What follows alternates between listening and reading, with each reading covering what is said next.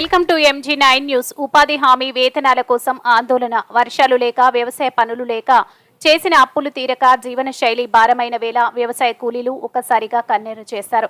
తమ కుటుంబాల పోషణ కోసం గత 2-3 నెలల క్రితం చేసిన ఉపాధి హామీ పనులకు చెందిన వేతనాలను ప్రభుత్వం ఇప్పటి వరకు చెల్లించకపోవడంతో కర్నూలు జిల్లా కోసిగి మండలం సాతనూరు కొట్టాల ఉపాధి హామీ కూలీలు కోసిగిలోని తహసీల్దార్ ఆఫీసును ముట్టడించారు. జీవనోపాధి కోసం వలసరిపోయే తమను ప్రభుత్వ అధికారులు అడ్డుకొని ఉపాధి హామీ పనులను కల్పిస్తామని చెప్పి చేసిన పనులకు ఇప్పటి వరకు వేతనాలు చెల్లించలేదు.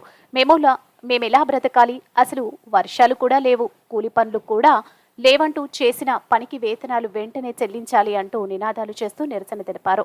తమ 100 రోజుల పని దినాలలో 15 రోజులకు చెందిన వేతనాలు మాత్రమే చెల్లించి 85 రోజుల వేతనాలు ఇంకా చెల్లించలేదని, వర్షాలు లేక, కూలి పనులు కూడా లేక తమ జీవనోపాధి కష్టమైనందున ప్రభుత్వం తమపై దయతలిచి పెండింగ్లో ఉన్న వేతనాలు చెల్లించి తిరిగి 100 రోజుల ఉపాధి కల్పించాలని వేడుకుంటూ వినతి పత్రాన్ని గ్రామస్తులంతా కలిసి డిప్యూటీ తహసీల్దార్ శశిశేఖర్ కు అందజేశారు. సాతలూరు కొట్టాల గ్రామస్తుల వినతి పత్రాన్ని అందుకున్న డిప్యూటీ తహసీల్దార్ వెంటనే ఉన్నతాధికారులకు సమాచారం అందిస్తామని తెలిపారు. ఈ కార్యక్రమంలో సతనూరు కొట్టల ఉపాధి కూలీలు, రైతులు పాల్గొన్నారు. MG9 న్యూస్ తో కోసిగి రిపోర్టర్ సతీష్.